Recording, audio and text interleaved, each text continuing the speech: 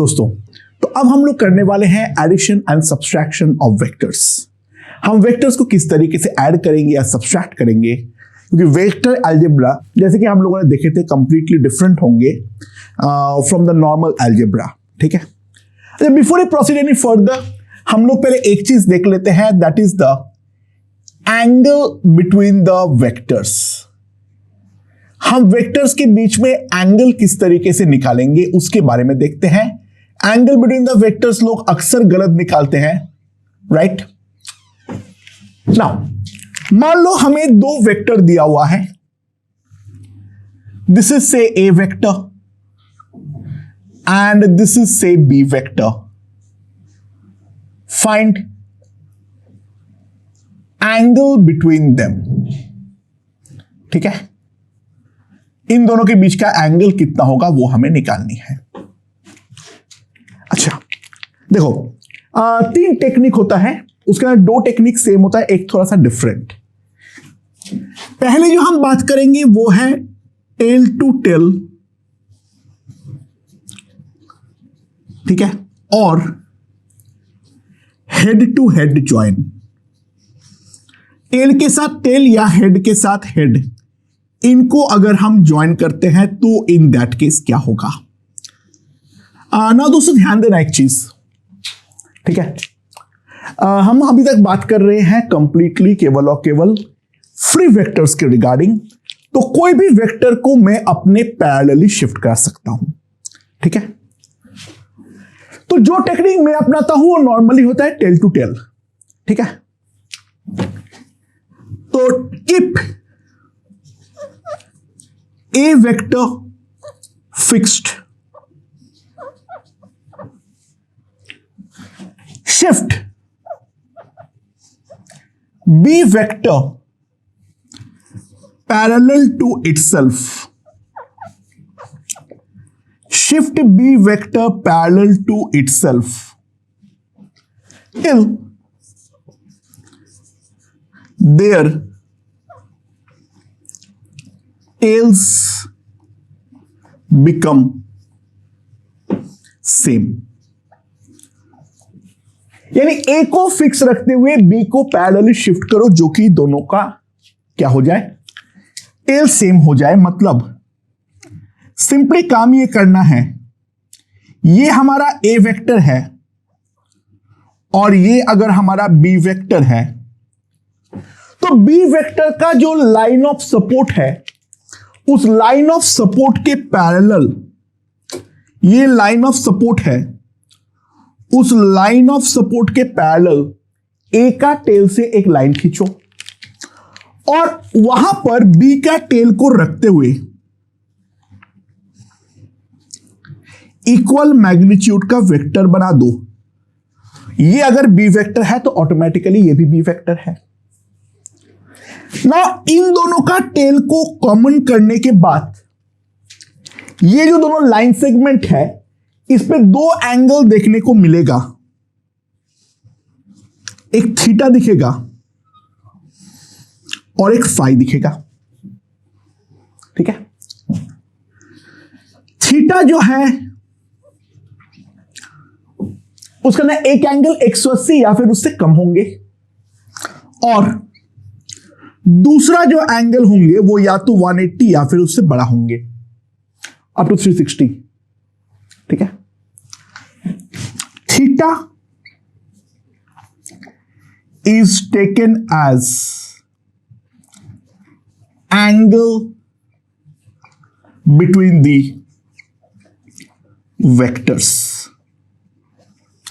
तो थीटा जो होता है, जो हमारा 180 डिग्री या फिर उससे कम होता है, वो हमारा दोनों वेक्टर के बीच का एंगल है, ठीक है।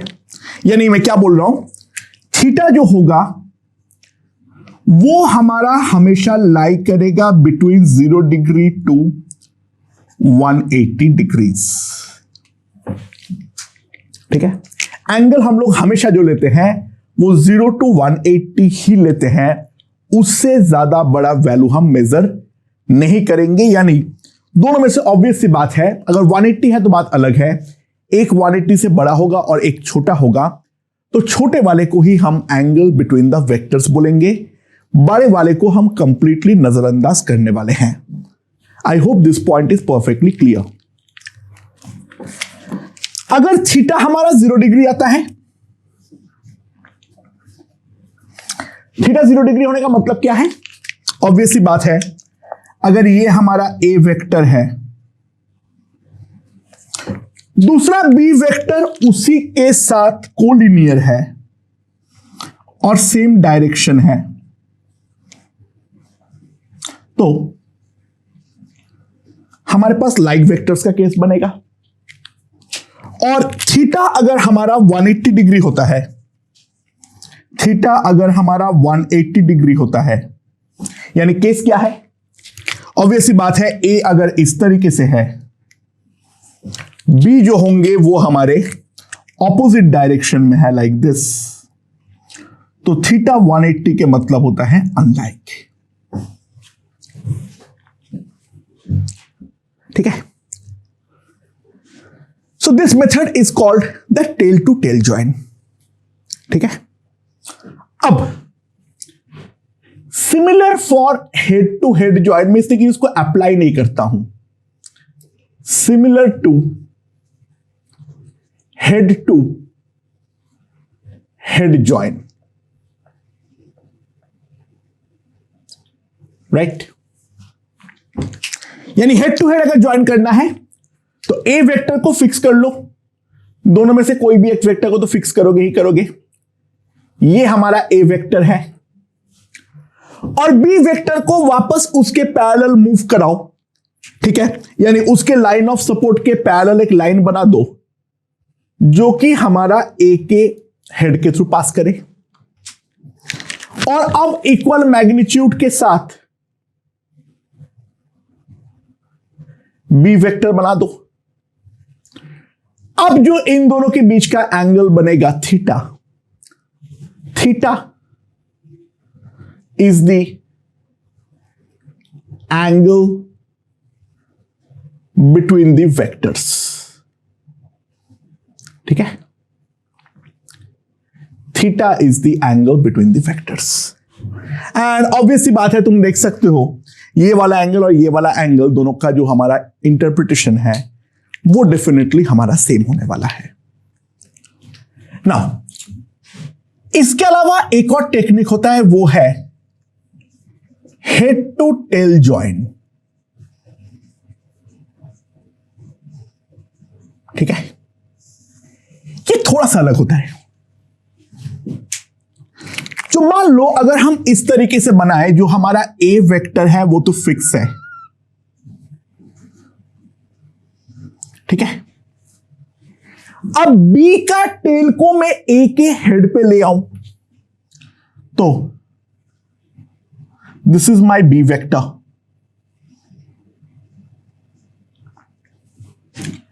तो अब मैं एंगल बिटवीन द वेक्टर्स किसको बोलूंगा? Now try to understand. इस पे अगर हम गौर से ध्यान दें,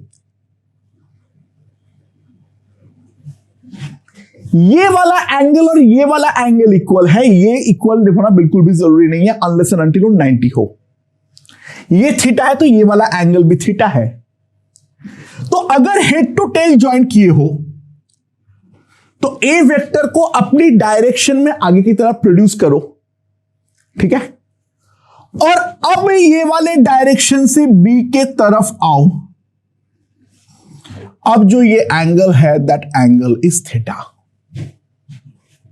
ठीक है, अब जो ये एंगल है दैट एंगल इज थीटा। अच्छा, बाय द वे ध्यान देना, theta has only magnitude, it has no sense of rotation। यानी मैं क्लॉकवाइज मेजर कर रहा हूं या एंटी क्लॉकवाइज मेजर कर रहा हूं, इसके बारे में कुछ भी नहीं बोला हुआ है। थीटा जो होता है that is always between 0 to 180। बहुत सारे लोग इसको गलत पढ़ाते हैं, ठीक है, थीटा का कोई यहां पर क्लॉकवाइज और एंटी क्लॉकवाइज का फंडा है ही नहीं। वो एक कंप्लीटली गलत कॉन्सेप्ट बहुत सारे लोग पढ़ाते हैं। मैं देखा हूं, मैं एक बहुत बड़ा बंदा भी पढ़ाता है, मैं नाम नहीं लूंगा, but that is completely wrong, बकवास, वाहियात।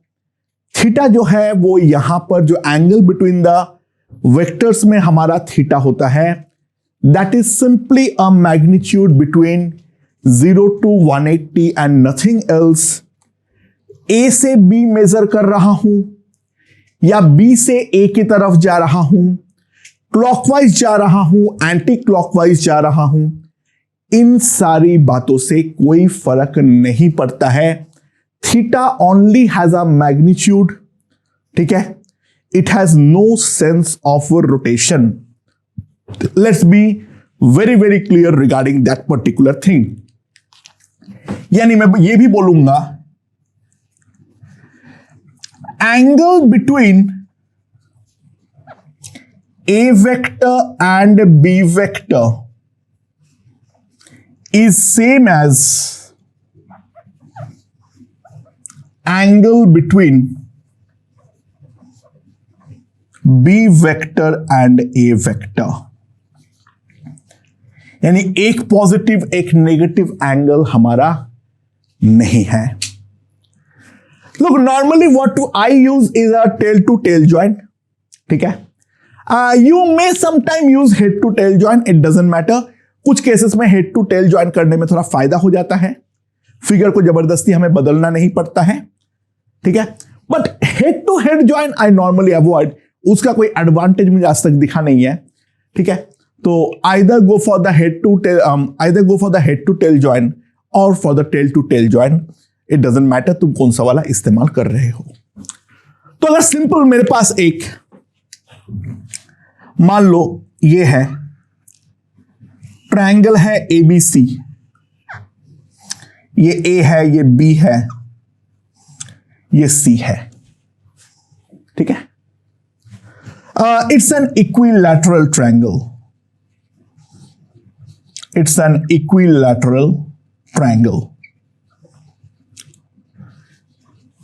नाउ AB वेक्टर ऐसा है, BC वेक्टर ऐसा है, AC वेक्टर ऐसा है, ठीक है। So find angles between AB vector and BC vector and AC vector and BC vector, ठीक है। अच्छा, ऑब्वियसली बात है, क्योंकि ये इक्विलैटरल ट्रायंगल है, ये एंगल 60 है, ये एंगल भी 60 है और ये एंगल भी 60 है। अच्छा, बाय द वे BC और AC तो हमारा head to head join already है, तो AC और BC के बीच का एंगल कोई पूछेगा, ये तो हम डायरेक्टली बोल सकते हैं 60 डिग्री। अगर मैं AB और BC के बीच का एंगल निकालना चाहूं तो मुझे, क्योंकि ये हेड टू टेल ज्वाइन है, तो I have to extend AB आगे, फिर अब AB से मैं यहां पर BC की तरफ जाऊंगा, तो ये हमारा एंगल बिटवीन द वेक्टर्स है, दैट एंगल इज थीटा, ठीक है।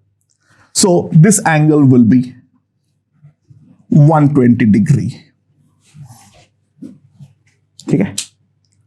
अच्छा, बाय द वे AB और AC के लिए अगर मैं देखूं, ये भी निकाल देता हूं, AB एंड AC,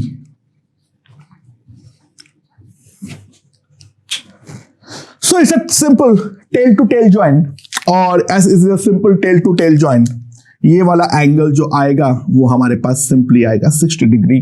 तो यहां पर तीनों ज्वाइंट मैंने दिखा दिया हूं। Point A is the tail to tail joint, point C is the head to head joint and point B is the head to tail joint.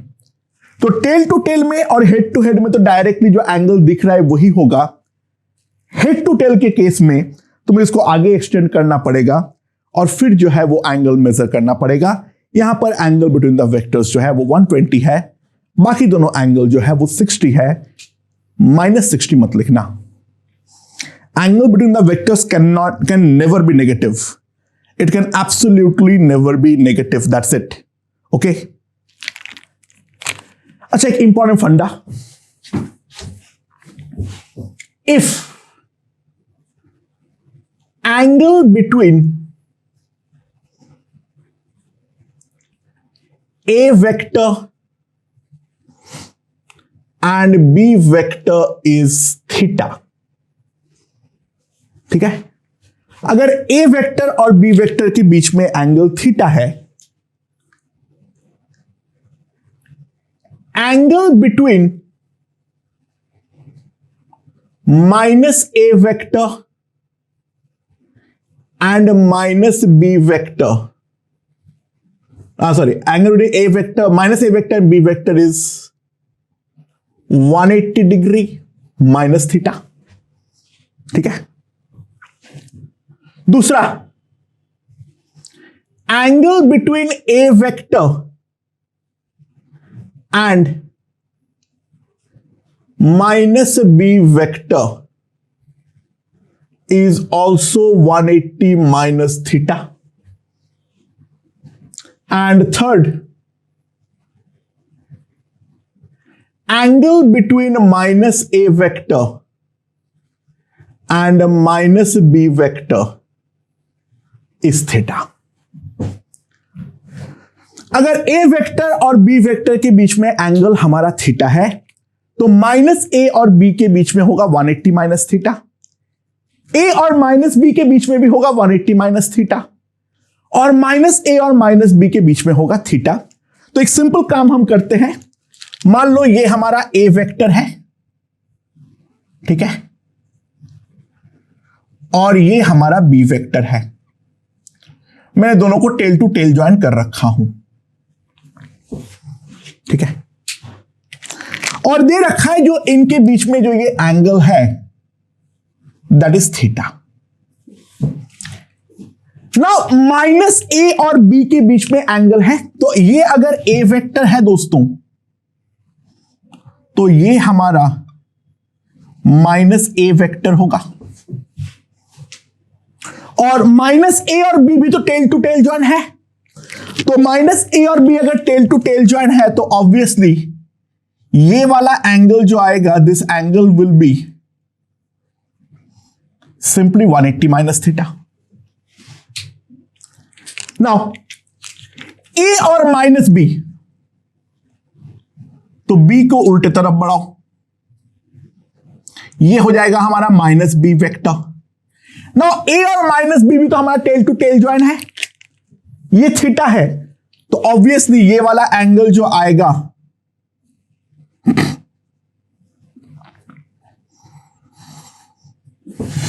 ये 180 माइनस थीटा आएगा।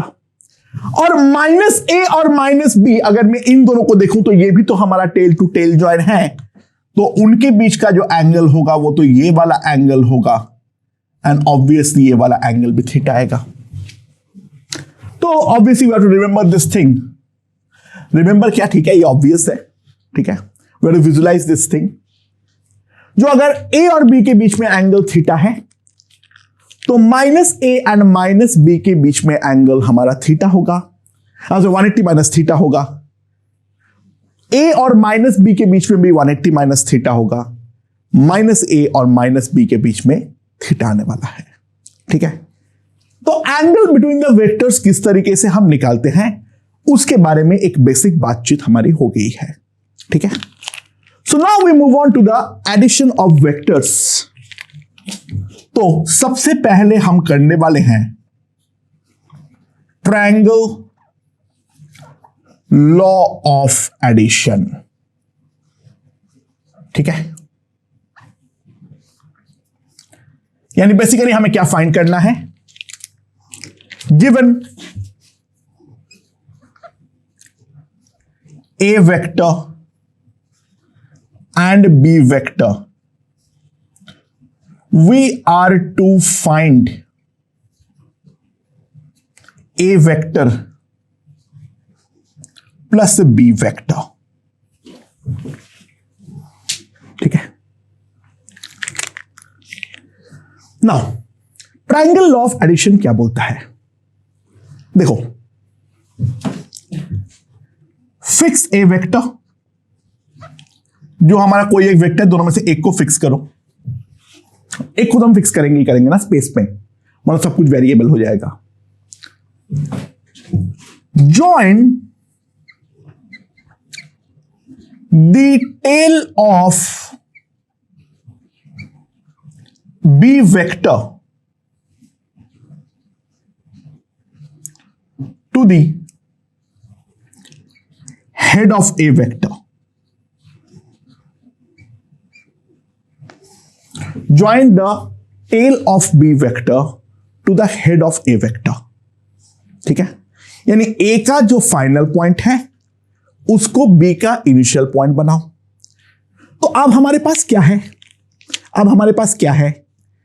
a का इनिशियल पॉइंट और b का final point. So the vector obtained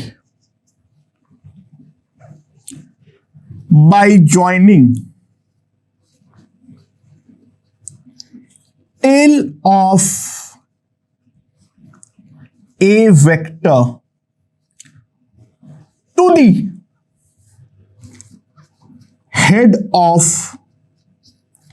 B vector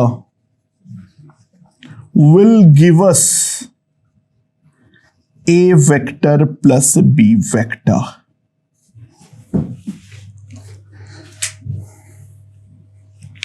यानी क्या है? देखो ध्यान दो, मान लो हमें ऐड करना है किस किस को। ये हमारा है मान लो A वेक्टर और ये है मान लो हमारा B वेक्टर। इन दोनों वेक्टर को हमें ऐड करना है, तो हम किस तरीके से करेंगे? ए को तो फिक्स रखो,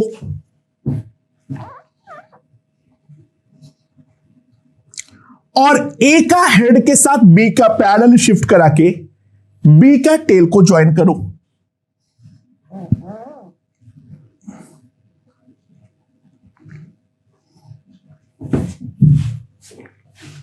ठीक है।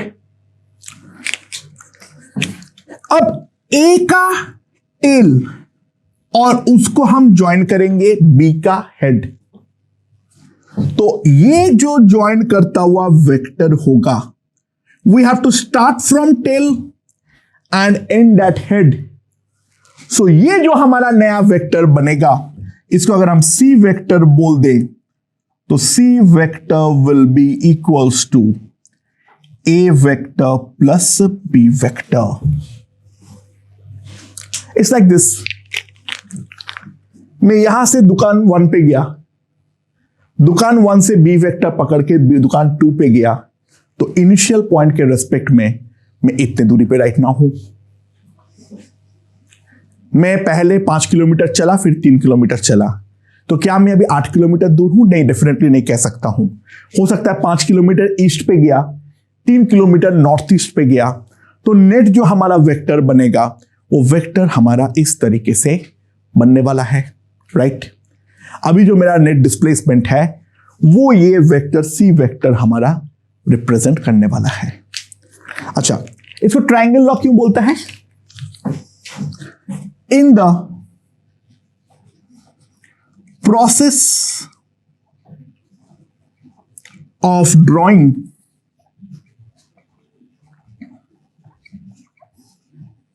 A vector plus B vector, we have completed the triangle. इसीलिए इसको हम बोलते हैं triangle law of addition. A vector plus B vector बनाते हुए हम अपना ट्रायंगल को कंप्लीट किए, इसीलिए इसको ट्रायंगल लॉ ऑफ एडिशन बोलते हैं, राइट। बाय द वे ध्यान देना, अगर ए वेक्टर और बी वेक्टर आपस में लाइक या अनलाइक हो तो in that case we are going to get a line triangle. अगर लाइन ट्रायंगल तो जानते ही हो ना क्या है, जहां पे तीनों साइड एक दूसरे के ऊपर आ जाए। अगर ए वेक्टर और बी वेक्टर हमारा लाइक हो या अनलाइक हो, तो in that case we are going to get a line triangle. ठीक है, ओके दोस्तों, तो यहां पे आप देख सकते हैं क्या है, ए वेक्टर है, बी वेक्टर है, A vector plus B vector. अच्छा, एक चीज ऑब्वियसली ध्यान दो, हम एक इंपॉर्टेंट रूल जानते हैं, the sum of two sides of a triangle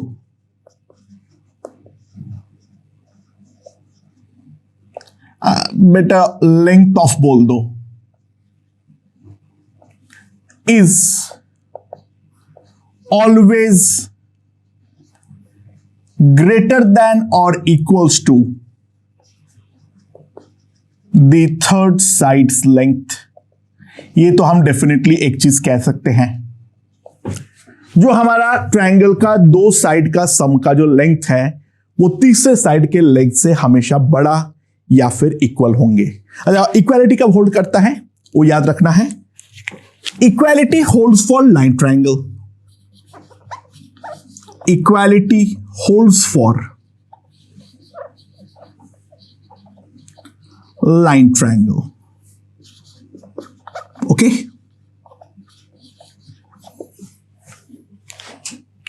understood? hope so। so try to understand, एक बात तो मैं डेफिनेटली कह सकता हूं, जो mod of A vector plus B vector is not equals to mod A vector,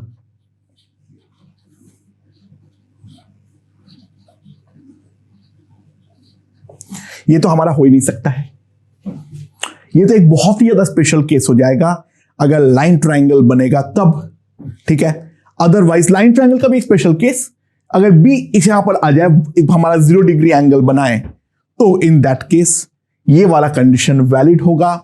mod of A vector plus B vector जो है वो हमारा दोनों के मैग्नीट्यूड के सम के इक्वल होना जरूरी नहीं है।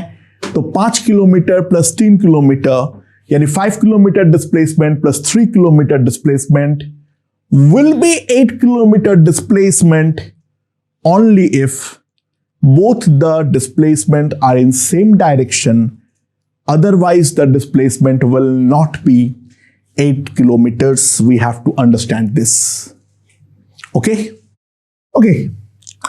तो अब हम लोग mod of A vector plus B vector के बारे में क्या कह सकते हैं। अच्छा, ऑब्वियस सी बात है, नोट, जो हमारा mod of A vector plus mod of B vector होगा, ये वाला साइड का लेंथ प्लस ये वाला साइड का लेंथ, डेफिनेटली हमारा दूसरा जो साइड है उस वाले साइड के लेंथ से तो डेफिनेटली बड़ा या इक्वल होने वाला है। That is the first condition, ठीक है। अच्छा, इक्वल कब होगा? Equality holds when A vector and B vector are like vectors, यानी दोनों के बीच का एंगल थीटा जो है वो हमारा 0 डिग्री हो, राइट। नेक्स्ट, अब इसके बदले ये दोनों साइड के लिए भी तो ये ट्रू है, तो magnitude of A vector is greater than or equals to, ये तो मैं डेफिनेटली लिख सकता हूं, यानी मैं ये लिख सकता हूं, जो mod of A vector plus B vector is greater than or equals to mod B minus mod A. या फिर दूसरा मैं और एक चीज भी लिख सकता हूं, जो mod B plus mod of A plus B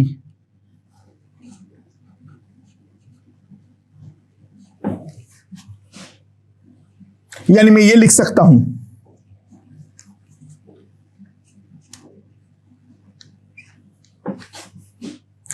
तो mod of A plus B जो है वो mod B minus mod A से बड़ा है या mod A minus mod B से बड़ा है। अच्छा, इन दोनों में एक कंडीशन ऑब्वियस है। अब देखो, एक पॉसिबिलिटी ये है जो ए और बी का मैग्नीट्यूड सेम हो, फिर तो दोनों सेमी कंडीशन को रिप्रेजेंट कर रहा है, वो ऑब्वियस कंडीशन को रिप्रेजेंट कर रहा है। ठीक है, mod of A minus B जो होगा वो ग्रेटर देन और equal to zero, that obvious, right. Zero से बड़ा तो मैग्नीट्यूड होगा ही होगा। नाउ इन दोनों में एक रिडंडेंट कंडीशन है। मान लो मॉड ए बड़ा है तो mod B minus mod A से बड़ा होना ऑब्वियस है, इसमें कोई खास बात है ही नहीं। किसी भी चीज का मैग्नीट्यूड एक नेगेटिव क्वांटिटी से तो बड़ा होने वाला है ही है। और सिमिलरली अगर मान लो बी ए से बड़ा है तो mod A minus mod B obvious condition है। तो इन दोनों में से एक कंडीशन हमारा काम का है और एक कंडीशन जो है वो हमारा रिडंडेंट कंडीशन है। तो मैं इन जनरल जो लिख सकता हूं, mod of A plus B will be greater than or equals to mod A minus mod B का होल मॉड। ये मैं डेफिनेटली लिख सकता हूं। ठीक है, देखो अगर mod A बड़ा हुआ तो ये बाहर का मॉड जो खुलेगा mod A minus mod B में खुलेगा। अगर mod B बड़ा हुआ तो mod B minus mod A में खुलेगा। Mod of A plus B, इनका जो डिफरेंस है उस डिफरेंस से बड़ा या फिर इक्वल होगा। इक्वालिटी होल्ड्स, यहां पर जो है equality holds when A vector and B vector are unlike. यानी 3 किलोमीटर और 5 किलोमीटर का इफेक्टिव डिस्प्लेसमेंट मिनिमाइज तब होगा जब मैं 5 किलोमीटर नॉर्थ जाके 3 किलोमीटर साउथ आऊं। नेट डिस्प्लेसमेंट केवल 2 किलोमीटर अलोंग नॉर्थ बचने वाला है, राइट। उससे छोटा डिस्प्लेसमेंट हमारा पॉसिबल नहीं है। तो ये हमारा अनलाइक होने पर यानी थीटा 180 डिग्री होने पर ये इक्वालिटी हमारा होल्ड करेगा। So this is our second condition. तो इन जनरल जो मैं लिख सकता हूं, mod of A vector plus B vector is less than or equals to mod A plus mod B and greater than or equals to mod A minus mod B का whole mod. So this we have to understand, ठीक है। और ये जो चीज होती है इसको हम बोलते हैं ट्रायंगल इनइक्वालिटी। इसको हम बोलते हैं ट्रायंगल इनइक्वालिटी, ठीक है। So basic triangle law of addition जो है वो हमारा समझ में आ चुका होगा, ठीक है। अच्छा, इसका एक कॉरोलरी है, क्या है?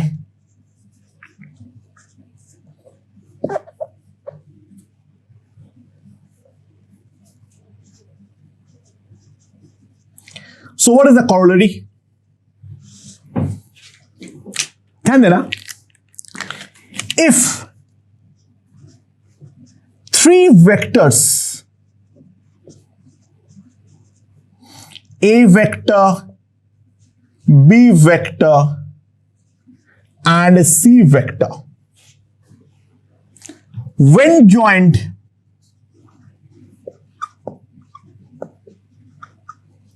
head to tail,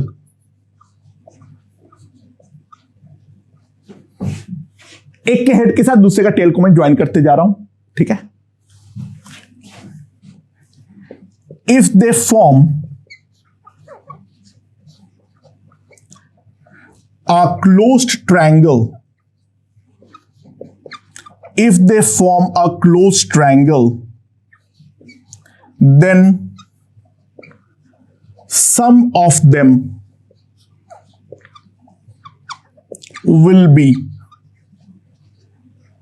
zero vector. अगर तीन वेक्टर को हेड टू टेल ज्वाइन करने पर वो एक क्लोज ट्राइंगल बना दे, तो इन दैट केस वो उन तीनों का जो हमारा वेक्टर सम होगा that will be equals to zero. यानी what I mean to say is, suppose we have a situation like this, this is A vector. Now A के हेड के साथ बी के टेल को ज्वाइन किया, and then B के tell के साथ ए का हेड को, बी के हेड के साथ ए के टेल को ज्वाइन किया,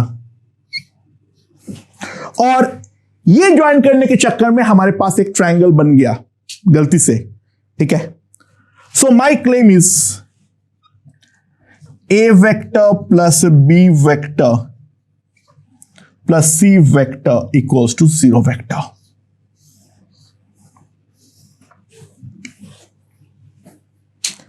What is the proof regarding it? Now try to understand. ये हमारा A वेक्टर है, ये हमारा B वेक्टर है।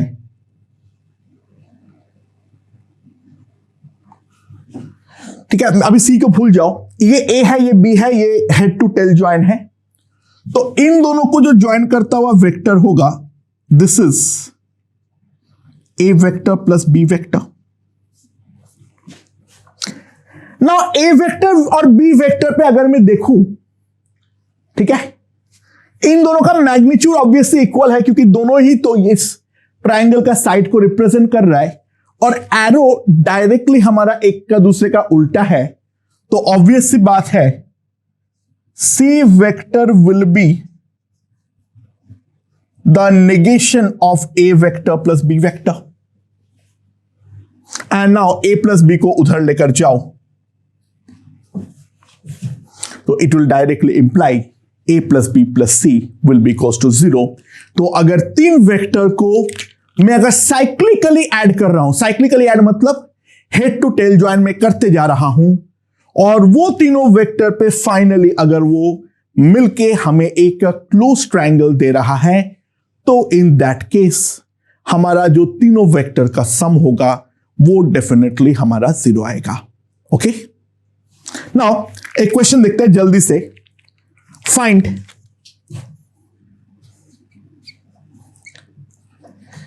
रिलेशन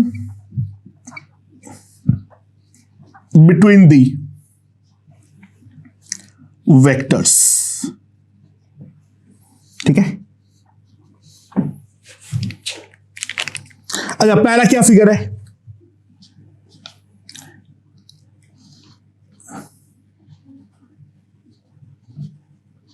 ये ए वेक्टर है, ये बी वेक्टर है, और ये सी बोला है।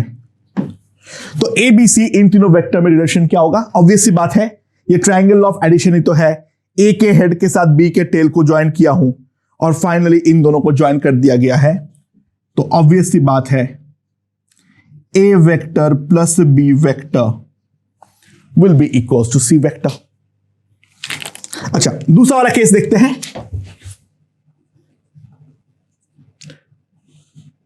ये हमारा ए वेक्टर है, ये हमारा सी वेक्टर है, और ये हमारा बी वेक्टर है। तो अब बताओ ए बी और सी में क्या रिलेशन है? We are searching for the head to tail join. Head to tail join हम साफ साफ देख पा रहे हैं ए और सी के बीच में है। So this is A, this is C. तो ऑब्वियस सी बात है, ये वाला वेक्टर जो होगा that will give me the nothing but B vector. So यहां पर जो रिलेशन आएगा that will be A vector plus C vector is equals to B vector. ठीक है, नाउ तीसरा, ये ए वेक्टर है, ये बी वेक्टर है, ये सी वेक्टर है। यहां पर क्या कंडीशन होगा? Now we are again going for the head to tail join. We are again going for the head to tail join. Head to tail join हमें देख पा रहा हूं मैं B और C के बीच में है, ठीक है। तो B और C के बीच में अगर हेड टू टेल ज्वाइन है तो ऑब्वियस सी बात है B vector plus C vector, this plus this, now tail to head, that will be A vector. And in the last case this is the A vector, ठीक है। This इज say C vector,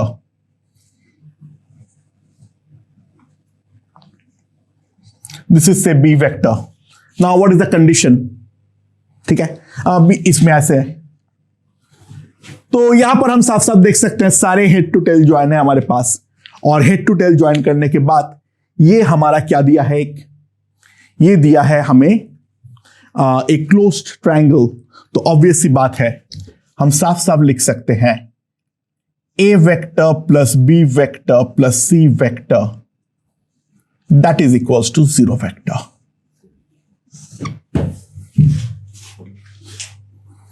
ठीक है। So this is the triangle law of addition, ठीक है। Now दूसरा हम करेंगे the parallelogram law of addition.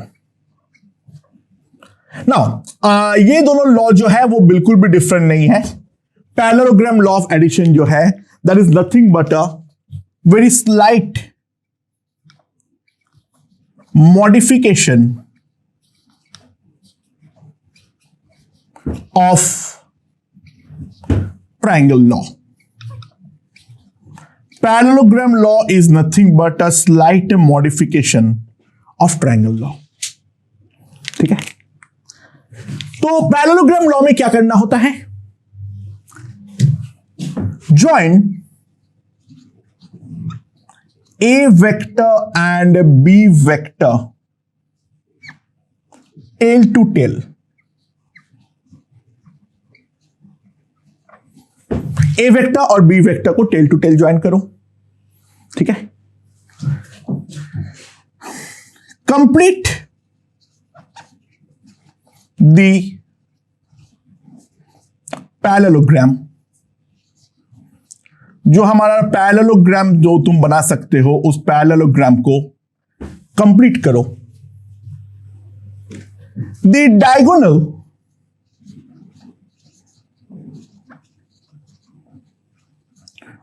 obtained via common tail, ठीक है, will give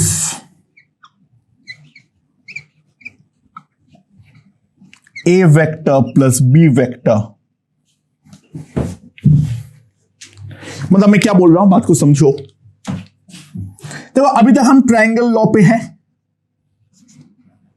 ये हमारा A वेक्टर है, ये हमारा B वेक्टर है, और अब क्या करो, B को पैरेलली शिफ्ट करके A के साथ ले आओ, यानी यहां पर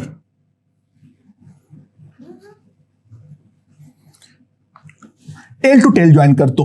अगर वो B वेक्टर है तो ये भी B वेक्टर होगा, और अब इसको भूल जाओ, और अब इस पैरेललोग्राम को कंप्लीट करो।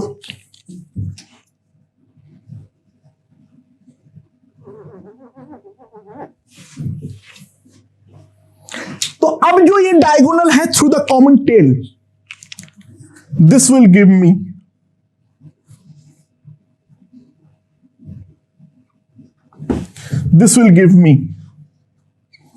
A vector plus B vector, ठीक है। This will give me A vector plus B vector। अरे वही तो था, ये A था, B था, हेड टू टेल हमने ज्वाइन किए थे, तो ऑब्वियस सी बात है वही तो हमारे पास आया था ट्रायंगल लॉ में। सो this is nothing but a very slight modification of the triangle law, तो यहां पर क्या है, बस टेल टू टेल ज्वाइन करना है, फिर बी के पैरेलल लाइन बनाओ, ए के पैरेलल लाइन बनाओ। जो पैरेललोग्राम बनेगा वो पैरेललोग्राम का जो कॉमन टेल वाला डायगोनल है, वो कॉमन टेल वाला डायगोनल वेक्टर जो बनेगा, अच्छा उस वेक्टर का टेल भी यही वाला टेल होगा, उसका भी टेल वही पॉइंट पर है। So that will give me mod of that will give me A vector plus B vector. ठीक है। अच्छा एक इंपॉर्टेंट बात, यहां पे बाकी तो कुछ नहीं है। नाउ ये एंगल जो बनता है वो मान लो है अल्फा। ठीक है। तो अल्फा बेसिकली क्या है यहां पर, alpha is the angle that A vector plus B vector makes with a vector and beta is between a vector plus b vector and b vector। अब सवाल है दोनों में से कौन सा बड़ा है कौन सा छोटा है। अब यहां पर सिंपल सवाल यह है दोनों में से कितना कौन सा बड़ा है कौन सा छोटा है। तो बाय द वे एक चीज ध्यान देना, ये एंगल ये और ये लाइन पैरेलल है, ये काट रहा है। अगर ये बीटा है तो ये भी एंगल बीटा है। ठीक है, समझ में आया? अच्छा ट्राई टू अंडरस्टैंड, ये भी तो हमारा बी वेक्टर ही है तो ये भी बी वेक्टर। सो हम ट्रायंगल का एक प्रॉपर्टी जानते हैं, हम ट्रायंगल के बारे में एक प्रॉपर्टी तो डेफिनेटली जानते हैं, जो बड़े साइड के ऑपोजिट एंगल भी बड़ा होता है और छोटे साइड के ऑपोजिट एंगल भी छोटा है। बड़े साइड के ऑपोजिट एंगल भी बड़ा होता है, छोटे साइड के ऑपोजिट एंगल भी छोटा होता है। तो ऑब्वियस सी बात है, अगर mod A greater than mod B है, अगर mod A greater than mod B है, ठीक है, so that will imply mod A के ऑपोजिट एंगल जो है वो हमारा बीटा है और मॉड बी के ऑपोजिट एंगल जो है वो अल्फा है। तो सिंपली जो बीटा आएगा वो ग्रेटर देन अल्फा आएगा और मॉड ए अगर लेस देन मॉड बी हो तो simply imply beta will be less than alpha और mod A equals to mod B हो, अल्फा और बीटा हमारा इक्वल आएंगे। जो कि ऑब्वियस है क्योंकि इन दैट केस डायगोनल हमारा एंगल बाइसेक्टर बनना चाहिए था, क्योंकि मॉड ए और मॉड बी अगर इक्वल है तो हमारा पैरेललोग्राम कन्वर्ट होगा रंबस में और रंबस का डायगोनल उसके एंगल बाइसेक्टर तो डेफिनेटली बनता है। सो जो रिजल्टेंट वेक्टर है A vector plus B vector को, यहां पे जो एडिशन है A vector plus B vector को हम एक नाम देते हैं, वो भी जान लो।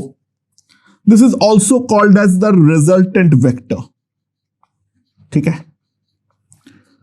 तो resultant vector makes a smaller angle with the larger magnitude vector. A vector plus B vector जिसका मैग्नीट्यूड बड़ा उसके साथ हमेशा छोटा एंगल बनाएगा। ऑब्वियस सी बात है, लॉजिकली समझने का ट्राई करो, फोर्स के पॉइंट ऑफ व्यू से सोचने का ट्राई करो। ये मान लो 5 न्यूटन से इधर खींचना चाह रहा है, ये 3 न्यूटन से ऊपर खींचना चाह रहा है, तो 5 न्यूटन वाले के तरफ ही वो चीज झुका हुआ रहेगा, क्योंकि 5 न्यूटन का जो एफर्ट है वो डेफिनेटली ज्यादा है। हाँ, दोनों में अगर 5-5 न्यूटन लगाओगे तो इन दैट केस डेफिनेटली हमारा क्या होने वाला है, हमारा होने वाला यही है जो एंगल बाइसेक्टर के अलोंग जाएगा, क्योंकि दोनों के दोनों वेक्टर्स के साथ वो इक्वली इंक्लाइंड होने वाला है। राइट। अच्छा बाय द वे एक चीज देख लो, दोनों वेक्टर के बीच में जो एंगल है ये है हमारा theta. Theta will be always equals to alpha plus beta. That's obvious, जो कि यहां से भी देख सकते हो, और वो दोनों से भी हमारा बड़ा होगा, तो ऑब्वियस सी बात है रिजल्टेंट हमेशा बीच में ही आएगा, जो इस बात से हम साफ साफ देख सकते हैं। ओके, सो पैरेललोग्राम लॉ जो है वो ट्रायंगल लॉ का ही एक केवल और केवल दूसरा फॉर्म है। कोई नया लॉ डेफिनेटली हमारा पैरेललोग्राम लॉ नहीं है, राइट? ओके दोस्तों, सो अगला क्वेश्चन देखते हैं। बेसिकली क्या है, हम लोग अब मैथमेटिकल एनालिसिस करेंगे, ये ज्यादा क्वेश्चन की तरह ही ट्रीट करो। मॉड ऑफ ए वेक्टर हमारा ए है and mod of B vector हमारा बी है। सो हमें उन दोनों के बीच में एंगल अगर थीटा है तो ए वेक्टर और बी वेक्टर का जो रिजल्टेंट है A vector plus B vector, उसका मैग्नीट्यूड कितना होगा वो निकालना है in terms of small A small B and theta. और दूसरा एक साथ में और भी चीज निकालनी है, जो हमारा A vector plus B vector है वो ए वेक्टर के साथ कितना एंगल बनाने वाला है। Say that angle is phi, right? तो हम किस तरीके से करने वाले हैं उसके बारे में ध्यान दो। Let mod of A vector plus B vector is equals to C, ठीक है? सो ये अगर हमारा ए वेक्टर है, ये अगर हमारा बी वेक्टर है मान लो, राइट? इन दोनों के बीच का एंगल जो है दिस एंगल इज थीटा। तो हमारा A vector plus B vector definitely ये आने वाला है।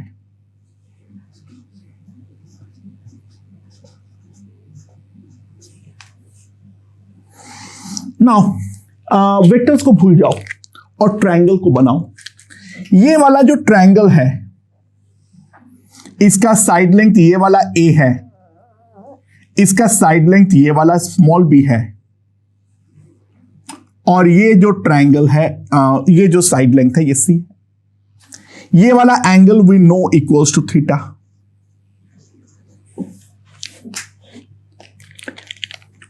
तो किस तरीके से करेंगे ध्यान दो। ये नाम दे दो, ए दे दो, ये बी दे दो, ये सी दे दो। अच्छा, ये वाला लाइन को आगे एक्सटेंड करते हैं और ए से इसके ऊपर परपेंडिकुलर ड्रॉप करते हैं। मान लो ये यहां पर मीट करता है, दैट इज डी। अब ट्रायंगल ए सी डी को ऑब्जर्व करो। ये जो हमारा साइड, ये जो लेंथ आएगा that will be nothing but B sine theta. AD जो होगा वो बी साइन थीटा होगा, और CD जो होगा that will be nothing but B cos theta. Simple trigonometry से। तो BD लेंथ जो हमारे पास आएगा that will be A plus B cos theta, और AD जो आएगा that will be nothing but B sine theta. And now triangle ABD के बारे में देखो, it's a right angle triangle. तो ऑब्वियस सी बात है, मैं एक चीज तो लिख सकता हूं, जो AB square will be equals to BD square plus DA square. ये चीज तो मैं डेफिनेटली लिख सकता हूं, ठीक है? But AB square is nothing but C square, so what I can write is C square equals to A plus B cos theta का whole square plus B sin theta का होल स्क्वायर। यानी C square will be equals to A square plus 2AB cos theta. दूसरा आएगा B square cos square theta plus B square sine square theta, that is nothing but B square. Now see is a magnitude, that is obviously positive. तो mod of A plus B जो आएगा that will be equals to under root A square plus B square plus 2AB cos theta. ये हमारे पास आ जाएगा mod of a plus b. I hope we have got this point, right? And अगर मैं angle निकालना चाहूं तो रिजल्टेंट ए वेक्टर के साथ जो एंगल बनाता है, दिस एंगल इज फाई. ये एंगल डेफिनेटली हमारा फाई है, सिंपल सी बात है, राइट? सो ये अगर फाई है तो ये भी एंगल फाई है. अब ट्राइंगल ए बी डी के बारे में देखो, जो हमारा tan फाई आएगा that is nothing but AD plus BD divided by BD. तो ये मेरे पास सिंपली आ जाएगा B sin theta upon A plus B cos theta, यानी एंगल बिटवीन द वेक्टर्स जो आएगा phi that will be tan inverse B sin theta by A plus B cos theta. That is the angle between the resultant and A vector. Similarly, अगर मुझे कोई ये वाला निकालने बोलता है अल्फा, तो हमें दूसरा वाला इसमें थीटा माइनस कर दो, थीटा माइनस फाई कर दो, तो हमारे पास अल्फा आ जाएगा. ठीक है. अच्छा, अब कुछ इंपॉर्टेंट बातें करते हैं, ध्यान दो. जो हमारा cos थीटा है that lies between -1 to 1. So obvious सी बात है, जो mod of A vector plus B vector ये मैक्सिमम तभी होगा अगर हमारा cos थीटा मैक्सिमम वैल्यू ले, और cos थीटा मैक्सिमम वैल्यू तब होगा when cos theta equals to 1, क्योंकि थीटा हमारा 0 to 180 लाई करता है. सो और अगर मैं 1 पुट करता हूं तो ध्यान दो, तो मेरे पास आ जाएगा root over of A plus B का होल स्क्वायर. ठीक है. So this will be equals to mod A plus mod B. तो जो हम लोगों ने ज्योमेट्रिकली निकाले थे वो हम लोग यहां पर भी देख सकते हैं साफ साफ, जो मैथमेटिकली भी हमारे पास एग्जैक्टली वही आ रहा है. ठीक है. सो A प्लस B का मिनिमम वैल्यू कितना होगा? मिनिमम वैल्यू तब होगा जो cos थीटा अपना मिनिमम ले, यानी थीटा हमारा 180 डिग्री हो जाए. तो अंदर जो बन रहा है वो बन रहा है under root A minus B का होल स्क्वायर. सो जब रूट खोलूंगा, क्योंकि ये cannot be negative, so A plus B का मिनिमम वैल्यू जो आएगा that will be mod of A minus B, that is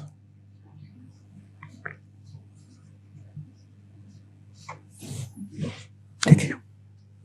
तो जो ट्राइंगल इनइक्वालिटी हमने निकाले थे, अब मैथमेटिकली भी उस ट्राइंगल इनइक्वालिटी तक हम पहुंच गए हैं. ठीक है. अच्छा, इफ पहली बात A vector is a perpendicular to B vector, तो थीटा हमारा 90 होगा, यानी cos थीटा हमारा 0 डिग्री होगा. सर क्या बोल रहा हूं, cos थीटा हमारा 0 होगा. और cos थीटा 0 होने का मतलब ये वाला टर्म तो खत्म हो गया है. तो इन दैट केस जो हमारा mod of A plus B आएगा that will be under root mod A square plus mod B square. ठीक है. और इस केस के लिए अगर हम देख ले एक चीज, फाई जो हमारे पास आएगा, फाई जो अगर हमारे पास आएगा, थीटा को एक बार 90 पुट कर दो, तो ये तो हमारा 1 हो गया, ये हमारा कितना हो गया 0. तो फाई जो आएगा that will be tan inverse mod B by mod A. ठीक है,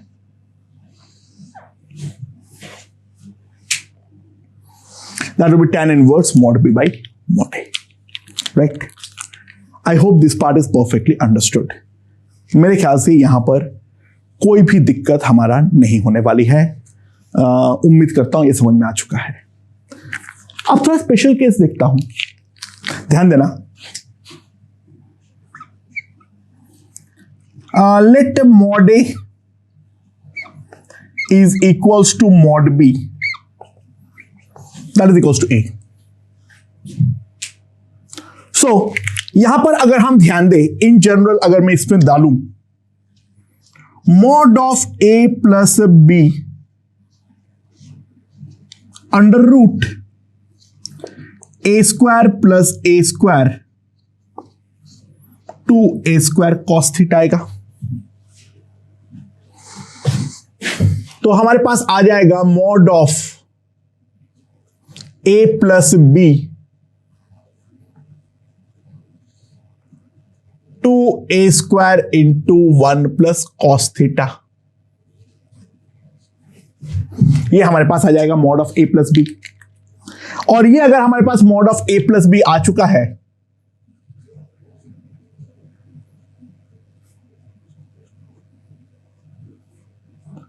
नाउ 1 प्लस कॉस थीटा को मैं क्या लिख सकता हूं, 2 कॉस स्क्वायर थीटा बाई 2। सो ध्यान देना, मेरे पास इस केस में जो हमारा mod a plus mod b है, that will come out to be 2a cos theta by 2। अरे बाय द वे, इसमें मॉड लगाने की कोई जरूरत नहीं है, ध्यान देना।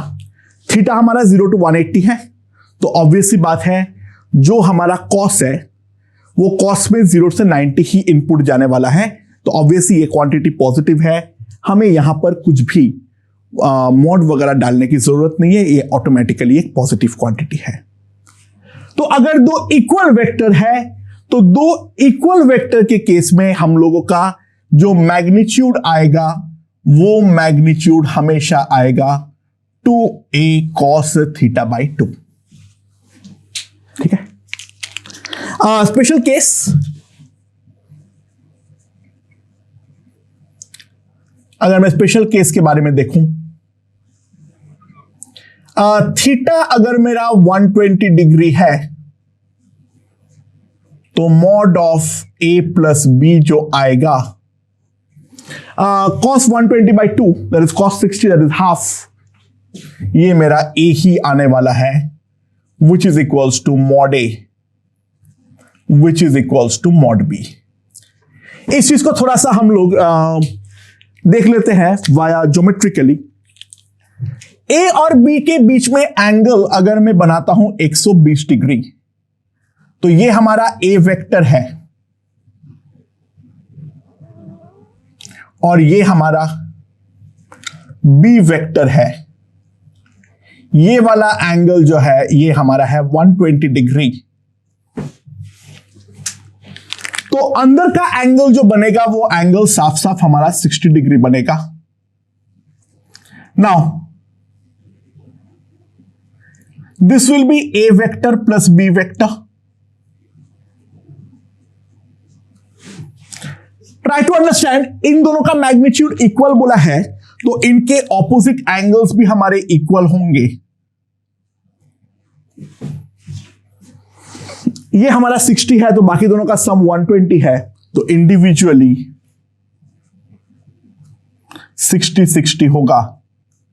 They form equilateral triangle, they will form an equilateral triangle। ठीक है, अच्छा by the way, a vector plus b vector का मैग्नीट्यूड तो निकाल दिया हूं। अगर मैं यहां पर फाई के बारे में देखने जाऊं, तो tan फाई का वैल्यू जो आएगा मेरे पास, a इक्वल्स टू b यहां पर है हमारे पास, तो हमारे पास आ जाएगा a sign theta by A plus A cos theta, ये हमारे पास आने वाला है।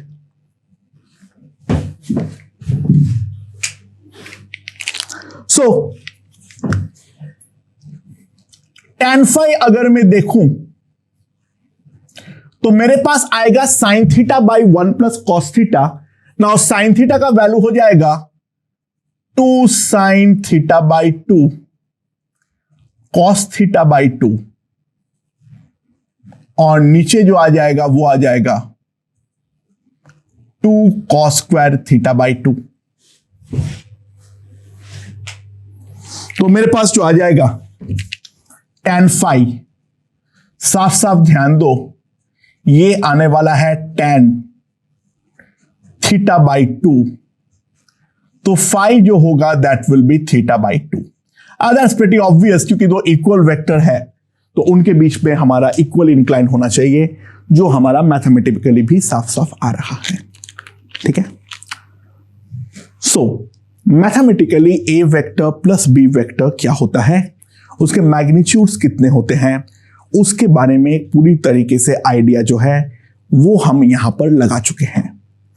तो एक बात और समझ में आ गया है, जो अगर दो वेक्टर इक्वल वेक्टर्स आपस में 120 डिग्री से इंक्लाइंड हो तो इन दैट केस जो हमारा रिजल्टेंट होगा उसका मैग्नीट्यूड भी उन दोनों वेक्टर्स के मैग्नीट्यूड के इक्वल आएगा। ओके ओके दोस्तों, तो ये वाले फॉर्मूले के रिगार्डिंग कुछ क्वेश्चन देख लेते हैं। लेट्स सी क्या बोला है। Mod of P vector is to mod of q vector, that is equals to 1:2। ठीक है, resultant makes an angle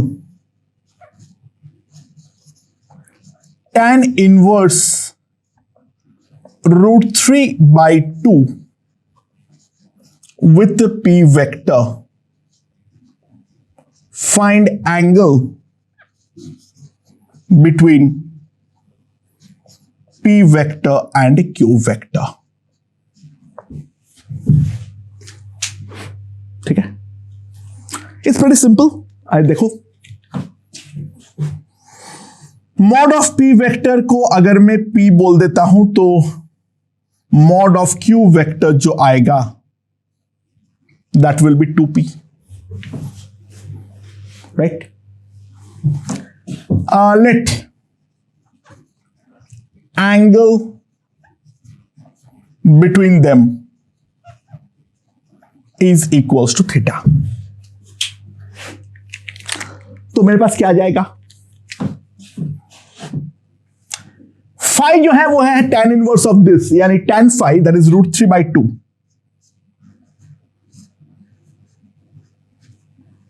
ठीक है ना, P के साथ मैं एंगल निकालना चाहता हूं, मैं P के साथ एंगल निकालना चाहता हूं, तो जिसके साथ एंगल निकालना है उसमें दूसरे वाले का साइन और कॉस आता है, that is 2p cos theta by P plus, क्या लिख रहा हूं सॉरी, 2p साइन थीटा, ये हमारे पास आएगा। तो मेरे पास जो आ जाएगा that will be equals to P तो खत्म कर डालो, √3/2 is equals to 2 sine theta by 1 + 2 cos theta. So what I have is 2√3 cos theta plus √3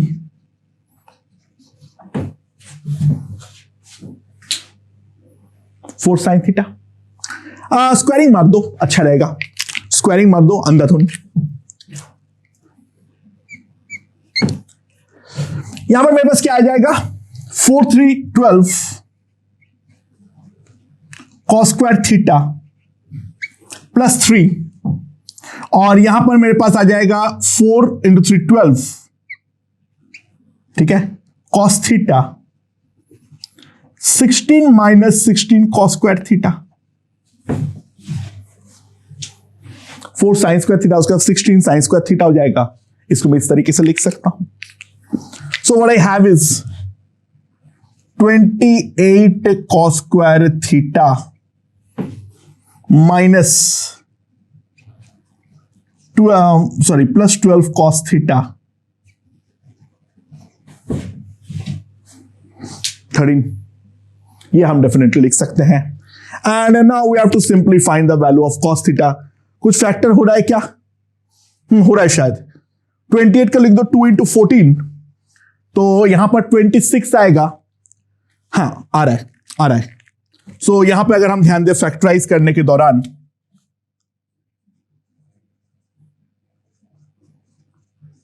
plus 26 cos theta minus 14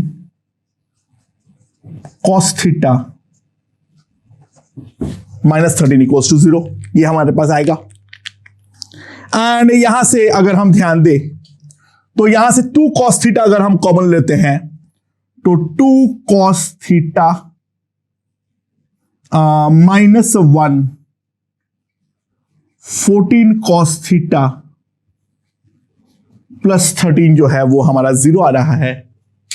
सो दो पॉसिबिलिटीज है, दो वैल्यूज ऑफ थीटा है जो कि हम लोग साफ साफ देख सकते हैं। ठीक है, एक एंगल जो आएगा वो हमारे पास आ जाएगा कितना 60 डिग्री, और दूसरा एक वाया सा एंगल आएगा, वो जो भी आएगा वो बात की बात है। ठीक है, उस पर मैं ध्यान नहीं दे रहा हूं।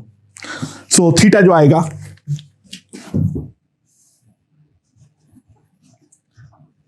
60 डिग्री कॉस इनवर्स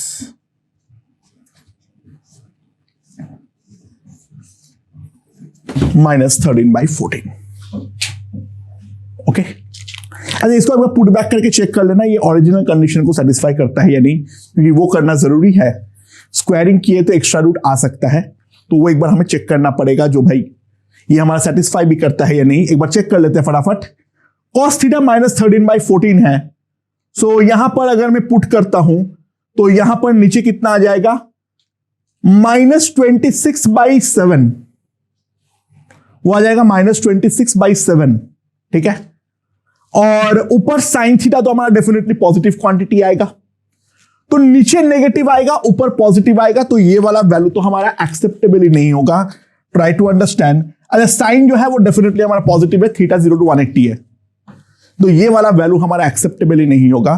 तो केवल हमारे पास एक ही सोल्यूशन है, that is theta equals to 60 degree. Okay.